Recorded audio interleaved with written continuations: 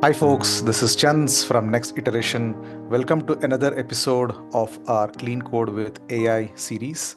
This kata, we will work with a legacy code and use an AI assistant to make progress quickly but also cleanly. Uh, this context today, what we will talk about will be that of a video rental domain. It has a very simple program that calculates and prints a statement for a customer. The statement has information about the rentals that are made, which have different kinds of movies and also some calculations involving the frequent renter points. I'll be using IntelliJ RubyMine this time and work with Ruby as a language and still continue to use the JetBrains AI assistant. So what's the requirement? The requirement is that the existing functionality is that of a text statement. And now the business folks want us to enhance this code to have the flavor of a HTML statement as well. The text statement looks like this.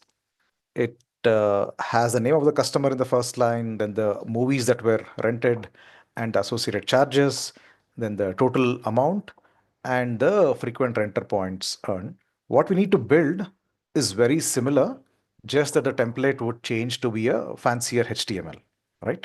So, how does this program look like? It has three classes: the customer, movie, and rental. There are no tests as such, and that's why it is legacy code. Code without tests are legacy code. So one option now would be to go and understand what this code does. And we don't have that subject matter expert with us. And then we would not need to go in and figure out what's the entry point. Most likely, if you're familiar with different domains, you will think it's the customer class, which is rightly so. Then you will figure out there is a function called statement, which is doing all the heavy lifting. Looks like a very long method, which is quite involved. So one option is to go and really understand all the different flows in here, and then essentially replicate this to give you an HTML statement, because we assume that this method is doing the work to create the text statement. But once you start doing that, right, you could, at the outset, you can think, yeah, let me duplicate this code and go forward. But we know that requirements evolve. And what if the charges change? What if some other logic changes? Then you are essentially now maintaining two blocks of code and you are responsible for keeping them in tandem. And that could actually introduce a lot more defects. And also for me, I don't have the confidence right now to go and change or extend this code. Yeah. So one very important step in working with legacy code is to build the safety net around the code that you have and actually describe the actual behavior of the existing system. Now, because you don't want to make any changes knowingly or unknowingly that alters that behavior. So in this kata, we will learn a technique called characterization tests, which are a means of describing the actual behavior of a legacy system. And then we can go about doing the changes. So let's do that, right? Um, let's go in and then write these characterization tests. I'll call this as a text statement spec because we are documenting the existing flows. Yeah. And let me hide the project window. First, we will add this to the same module that is existing. And then we will call this as a video store module and the customer class specs, but we are going to mainly write the specs for text statement. So this is one way of organizing your tests. So what should be the first test? You can see that the AI assistant is already trying to autocomplete the patterns that I am showing it. So we should always be mindful that as a developer, you continue to be in charge and create the right patterns. The very first test I can think of is that a customer has no rentals and see how does the statement print out. Okay, so let's write the test. Let's call it for no rentals. Yeah, so I got some help in autocomplete. So now we would need to create a customer. So let's create a customer with the right spelling. And let's call this as, let's say, John Doe. And then we would need to create a, we don't need to create a movie or a rental as of now. So we can just say, let's expect the customer statement. And Ruby is a dynamic language, so I will convert this to a string and expect it to equal what? At this point, we don't know what the system behavior is, so we will start off saying it's a empty string. Yeah, and then run the tests. And mind you, this is not the complete test yet. The test is expected to fail, and you get an actual output, which is what the expectation should be. And that is what is called characterization. You are capturing the actual behavior of the application. And once you have that, your test is going to pass. But let's structure the tests better. This looks like an exceptionally long line. Let's use the inline AI assistant to say split this string into multiple lines with the backslash character. That's a feature in Ruby. Let's see if it understands the instruction that I gave. It does seem to do it. I'm going to accept this. And now your code is a lot more readable. And let's pick the offense at the last line as per Robocop. Yeah, this looks like a good start now. So let's continue this and see if we can generate the rest of the tests quite quickly. Now I will start a context section so I can group my test, not for one rental as the AI assistant is telling us. I actually want it for a regular movie. Yeah, because earlier we did see that there were different movie types. So let's group it based on movie. Yeah, you could choose to group it based on other things as well. Could be number of days or could be frequent renter points, but I'm choosing it to do it based on movie. Yeah. So this is the context. And in this context, yeah, I think the next test is quite decent. We will accept it partially and say for one day, it's not one rental because we can cover the multiple rentals at the end. But let's do it day wise for one day, and then awesome. So the AI assistant is able to spot the pattern from the previous test. It is helping me create a customer. It is creating a rental, which we didn't do earlier. And the rental takes in a movie. It's a regular movie. It has got the right enumeration. And it's also renting for one day. You're adding the rental to the customer. And also there is a expect statement to characterize the system, and also it has split the string as per the above pattern. This sounds quite promising. I'm actually going to accept this. Let's run the test. There is no guarantee it is able to understand the code that we have. And yeah, as I guessed, it did happen. And now you don't need to think too much. You can actually take what you have got and then do what I did earlier. You can substitute this for the expectation and split this into multiple lines. And then but to save that, right, I'm just going to go through this because already I have a pattern here wherein the expectation is split into multiple lines and I'm able to read it. So I will read the test failure, look at what I got back, and see what is actually missed by the AI assistant. And maybe in the future tests, it's going to get that right. You would notice that in the second line, there is a tab missing. Yeah, and at this point, we have not gone to the source code. We don't really understand what it does. We are not trying to fix anything in the source code. We are just trying to characterize the code with the tests. Yeah. So let's continue to get the expected string right. Um, and I see there is a new line. There is a tab here as well. It's a 1 day rental. Actually, I don't see this 1 day rental. I don't know where it came from. So this is not in the statement. So let's remove this. I think AI has hallucinated here. So we got a regular movie and there is a tab and the amount is missing. So this is quite bad. So actually, maybe in hindsight, I should have thrown away the suggestion and written it by hand. Yeah, but anyway, let's go this route. The calculation is wrong. Let's correct that as well. This is some work for me. The frequent enter points guess is right. Okay, let's run this. That threw me off completely. Okay, so seemingly good work, but you saw that there was some work involved to describe the actual behavior of the system. So it's not easy for a AI assistant even to understand the entire code. And then here it's a matter of three classes. So just imagine if you have a full-fledged enterprise system going on. So now I see there is an opportunity to refactor the tests here. I'm thinking, can I do a Command Shift L to convert this to a let? Okay, that happened partially, not still fully happy. I'll probably give the right syntax here so that the customer is now reusable. Um, I'm hoping my Ruby syntax is right. Let's run all the tests. Awesome. And I think we can do the same for a movie as well. But let that point come. And as we do the next set of tests, we can do that. Yeah. Looks good so far. Yeah. Let's carry on. Um, Okay, it's saying jump ahead to 3 days. Maybe it has spotted there is a calculation that is changing for 3 days, but let's go step by step as we do in TDD. Let's do it for 2 days.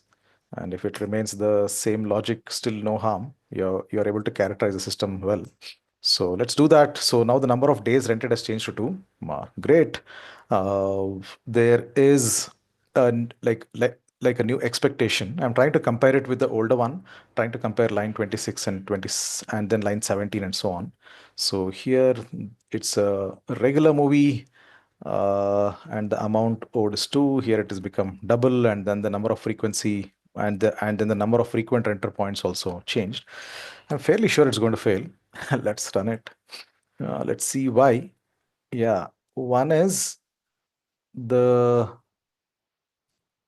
the expected was a regular movie, which is 2, and what I got was 2. A regular movie for John Doe. There is a tab, and there is a regular movie. There is a tab. There is 2 here. Okay, I'm looking at the wrong test. Sorry if you noticed that. Right, this is the distance. I was thinking I should get an eye check. Okay,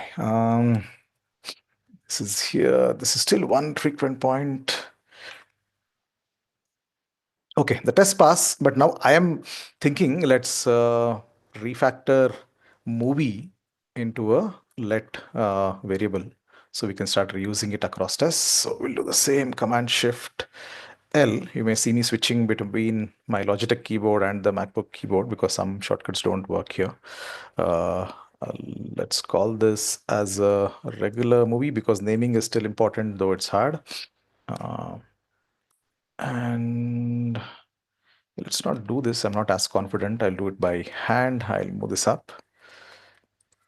And then this is using the regular movie variable there, and that can be used here as well. Maybe it was telling me that. Now let's run all the tests. Should pass, that passes. But as I see this more, while I chose a reasonable name for the customer, the movie name is quite drab. So let's write a good movie name, right?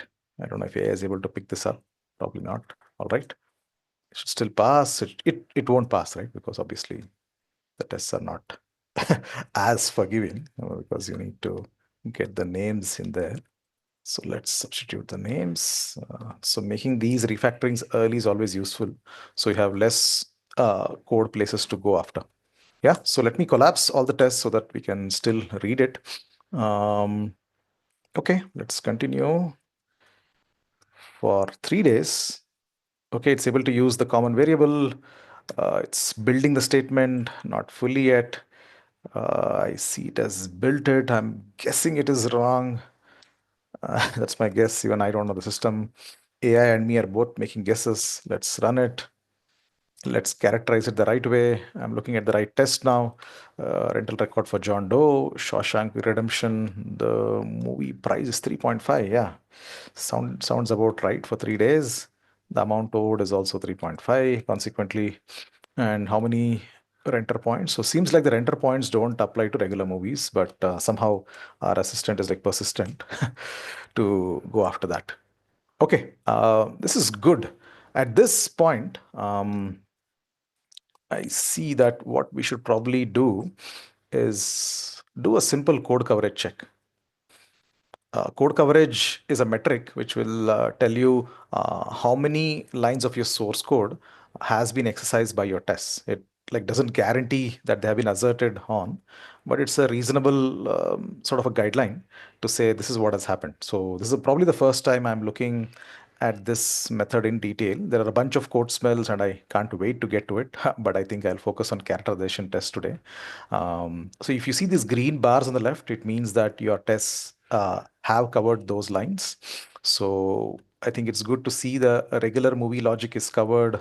There is some condition to check if the rental is more than 2 days, and then the calculation changes. So I think us writing tests for 1, 2, and 3 days has been helpful. We have not written tests yet for the new release and children's movies. I think that's what we should get to next. There's a calculation of frequent renter points. Let's again not be too swayed to see exactly what that's doing. Let's continue characterizing the tests to describe the system, and then see if we need to cover any missing flow. Yeah. This is good. I'm going to hide this. Let's go back to writing characterization tests. So let's do this a little bit more quickly. I'm now going to call this as for new release movie. Uh, Getting a lot of help from AI, uh, but it's yeah, I'm sort of a bit tongue-tied because it sort of does things very fast, but not correctly. And why do I say that? Because this should be a new release movie and not a regular movie, right? I don't have a use for that. So let's create a let variable for this quite soon and write it for 1 day. Let's go in here and create that. We'll call this as a new release movie. And what do we write here? Oppenheimer. Is that the right spelling? Yeah. And yeah, I almost forgot.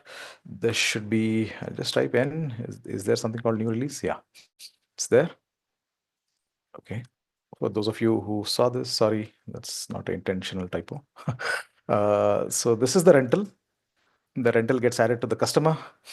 There is an expectation, but again, just to recap on how this could also be done, you could actually just do this and remove this and run this test. And okay, I have missed something to do with Ruby. Expect.toString. So this was there. Is this the end? I am thinking there is one end is missing. Those of you who are trying to tell me that. Okay, that happened. So you got this. So yeah, what I was saying was the way you typically characterize tests is to do this. And I was just trying to take a shortcut with AI. And then I don't like these lines to be too long, and that's why I'm trying to split them. I think now it understands what we are trying to do. So if I scroll left and see what I'm actually typing, if I say split with this, it knows that I'm splitting into multiple lines with that character based on the pattern that we have. Yeah, so this is what I'm trying to work with. And when it gives me this sort of, it's easier for me to look at this and change the numbers. But you're completely free to regenerate the expectation. Do you think this is right? Yeah, don't know. Let's see. Awesome. That is right, actually. Yeah. So looks like uh, for a new movie, it's $3 for 1 day.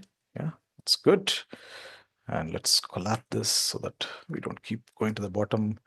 Now we're writing for 2 days, so you can see the AI assistant is now kicking in quite a bit. It's good. It's not still generating the complete tests. I would have preferred that.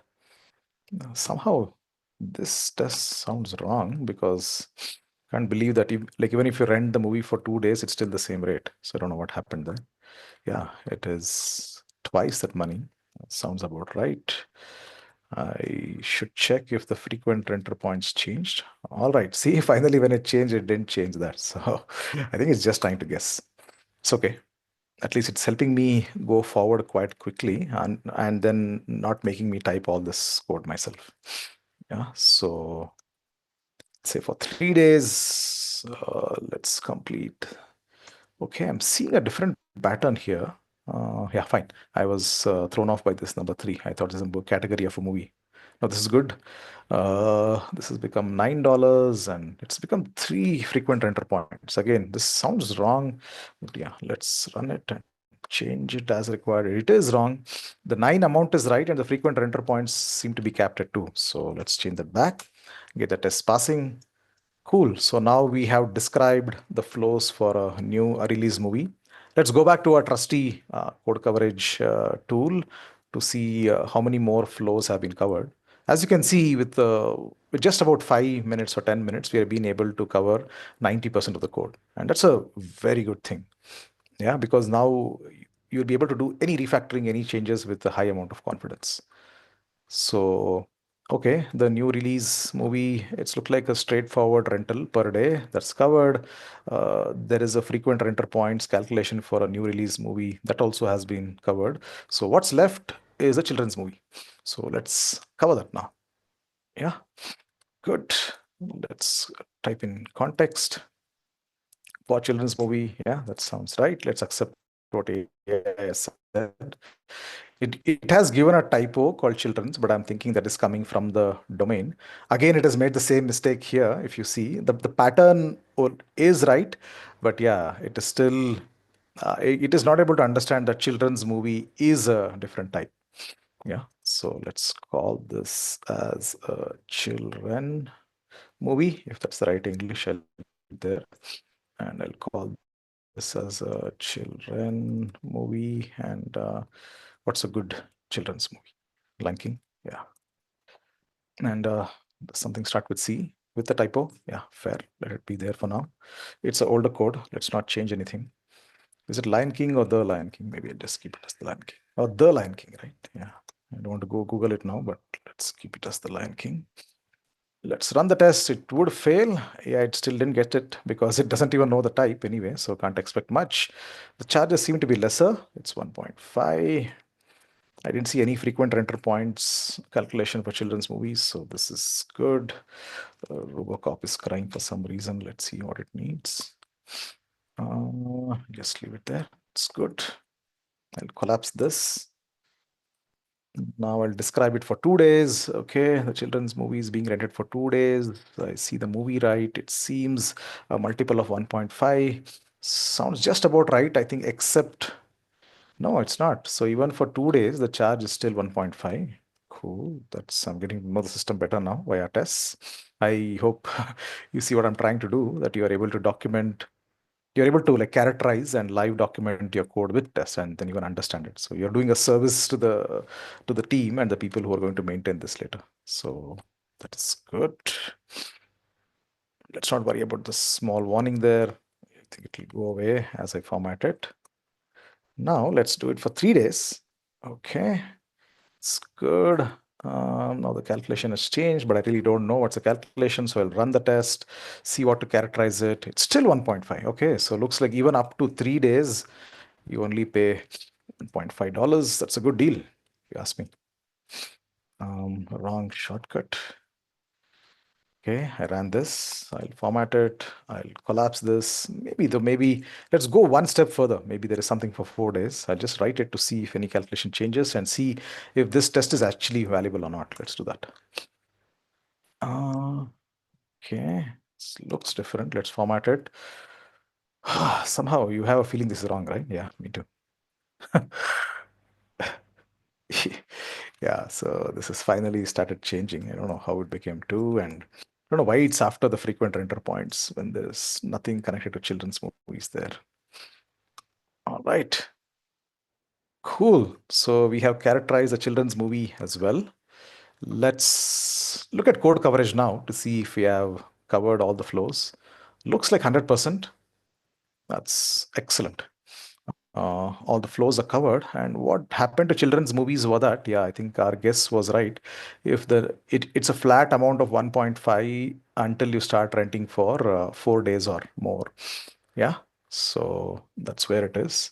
So you typically write one more test here. Maybe I'll do that and then end this podcast. What I'll do is I'll say for many or yeah for multiple rentals, let's mix and match so that we actually know how the text statement looks like if there is more than one movie. And here I'm not getting any help from AI. It just left me in the lurch. So uh, um, Is it because I wrote context? No, I did write it. Okay. Let's rent a regular movie for more number of days, right? I think it was more than 3 days was when the calculation changed. Let's call this as a regular rental because we'll have more than one rentals. Let's have a new release movie. Again, let's rent it for 3 days. Let's have a children's rental. Let's rent it for 4 days. I think that's where it was. And now let's add all of this to the customer. I still don't know how these functions work. I'm just going to wing it and see if this works. Seems to work. Now the setup is done. Now let's expect the statement to be a list of all the three movies that we mentioned, the line items for the total amount, and the total frequent enter points. Okay. What's your guess? Would it pass? No, I think. Yeah, that seems the easy answer today. So the first movie for more than I think 3 or more days was 3.5. I'm going to trust the system and not AI. The new movie, yeah, obviously it's in demand, I think, so it's higher. It's charged per day, and it got the children's movie right. The sum is obviously wrong because the individual line items were wrong.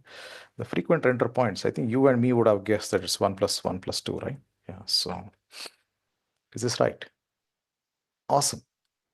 So yeah, what we have achieved is we didn't take the easy or seemingly quicker route of duplicating code and also trying to do faith-driven development to make a change and see if it works or not. But we've actually used characterization test technique to describe the actual behavior of a system and get us to a point where we can start to do the actual changes. Could be refactoring, could be modifying the code, and so on. Yeah, hope you learned something. And if you had similar experiences or if you already use these techniques, let me know. Thank you for watching. Bye.